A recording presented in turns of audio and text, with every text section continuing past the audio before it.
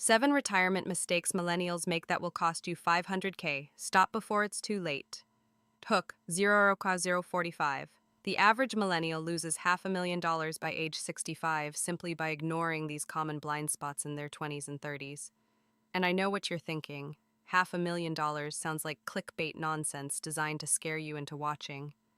But here's the thing that keeps financial advisors up at night. When you run the actual compound interest calculations, that number is actually conservative. Some of you watching right now are on track to lose closer to $700,000, and you have absolutely no idea it's happening. I want you to imagine two versions of yourself. One version is 65 years old, working part-time at a job you hate because you have no choice. The other version is 62, completely financially free, traveling, spending time with grandkids, doing whatever you want. The only difference between these two futures is whether you fix these 7 mistakes in the next 12 months. So stick with me for the next 10 minutes, because this might be the most important financial video you watch this year. Chat intro. 045 to 2 how clow. Here's the uncomfortable truth that nobody in the personal finance space wants to admit. Most retirement advice was written for baby boomers and Gen X. It assumes you'll work at the same company for 30 years, get a pension, buy a house in your 20s, and retire at 65 with a gold watch and a handshake. But millennials are dealing with a completely different reality. We entered the workforce during the 2008 financial crisis. We're drowning in student loan debt. Housing prices have tripled while wages barely moved, and most of us will change jobs every 2 to 3 years. The old playbook doesn't just fail to help us, it actively hurts us when we try to follow it. What makes this even more frustrating is that millennials are actually better at some financial habits than previous generations. We're more likely to have side hustles, we're more comfortable with investing apps, and we're more aware of concepts like compound interest. But awareness isn't the same as execution. And the 7 mistakes I'm about to share with you aren't the obvious ones like spend less on avocado toast. These are the subtle, counterintuitive traps that even financially literate millennials fall into every single day. Let's get into mistake number 1, and this one alone could cost you over $100,000. 1. Waiting until you're financially ready to start investing. 2 to 330. The most expensive mistake millennials make is waiting until they feel financially ready to start investing. I hear this constantly. I'll start investing once I pay off my student loans, or I'll start when I get a raise, or I'll start when I have a proper emergency fund. And on the surface, this sounds responsible. It sounds like you're being smart with your money. But mathematically, this logic is catastrophic for your retirement. Let me give you a real example that will make your stomach drop. Sarah starts investing $200 per month at age 25. Her friend Mike waits until he's 35 to start, just 10 years later, but then invests $400 per month, double what Sarah invests.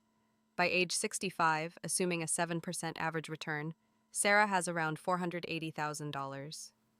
Mike, who invested twice as much money every single month for 30 years, has approximately $453,000. Sarah wins by over $25,000 despite investing half as much total money.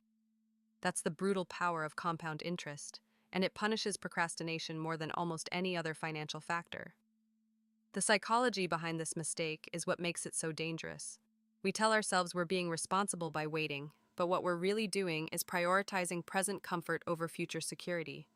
The truth is, you will never feel financially ready. There will always be another bill, another emergency, another reason to delay. The only way to beat this trap is to start with whatever you can afford right now, even if it's just $50 a month, and increase it over time. Your future self will thank you more than you can possibly imagine. 2. Ignoring your employer match because you don't trust the market. 330, 5 à 12. Mistake number 2 is leaving free money on the table, and this one genuinely makes me want to shake people. If your employer offers a 401k match and you're not contributing enough to get the full match, you are literally refusing free money. I don't care if you think the stock market is rigged. I don't care if you're scared of another crash. I don't care if you'd rather keep that money in your checking account where it feels safe. An employer match is an instant 50 to 100% return on your investment before the market even does anything. I talked to a 28-year-old last month who told me he doesn't trust Wall Street, so he opts out of his company's 401k entirely. His company matches 50% of contributions up to 6% of his salary. he makes $60,000 a year, which means he's walking away from $1,800 annually in free money. Over a 37-year career with average market returns, that $1,800 per year turns into approximately $340,000. He's giving up a third of $1,000,000 because of a vague distrust of the system. And here's the painful irony. His money sitting in a checking account is still in the system, it's just losing value to inflation instead of growing. The solution here is simple but requires you to swallow your pride and your fear. Log into your benefits portal this week and make sure you're contributing at least enough to get your full employer match. If you're scared of market volatility, that's fine. You can choose more conservative fund options within your 401k. But not participating at all is like your boss offering you a raise and you saying, "No thanks, I'd rather stay poor." It makes zero logical sense, and it's costing you hundreds of thousands of dollars. Hamjahadr 3. Treating your emergency fund as your only savings priority, 5 to 6:30. Mistake number 3 is one that actually comes from following good advice too rigidly. You've probably heard that you need 3 to 6 months of expenses in an emergency fund before you start investing. And yes, having an emergency fund is important. But here's where millennials go wrong. They treat the emergency fund as a never-ending project that must be perfected before any other financial goal can begin. I see people with $15,000 sitting in a savings account earning 0.5% interest because they want to feel fully secure before they start investing. Meanwhile, inflation is running at 3 to 4%, which means that emergency fund is actually shrinking in real purchasing power every single year. The 6-month emergency fund rule was created when savings accounts actually paid reasonable interest and when people had more stable employment. In today's world, once you have 1 to 2 months of expenses saved, you should absolutely start investing while you continue building that emergency fund. You can do both at the same time. There's also a psychological trap here that nobody talks about. When you finally hit your emergency fund goal, there's always a reason to increase it. Maybe you want 8 months instead of 6 just to be safe. Maybe you want to account for potential medical expenses, or car repairs, or the possibility of a recession. The goalpost keeps moving, and investing keeps getting delayed. If you've been building your emergency fund for more than a year without investing a single dollar, you've fallen into this trap. It's time to split your savings contributions between emergency reserves and investment accounts immediately. 4. Lifestyle inflation. After every raise. 6:30-7:30. Mistake number 4 is the silent retirement killer that affects almost every millennial who starts earning good money in their late 20s and 30s. You get a 10% raise, and suddenly you need a nicer apartment, a better car, more expensive dinners, upgraded subscriptions.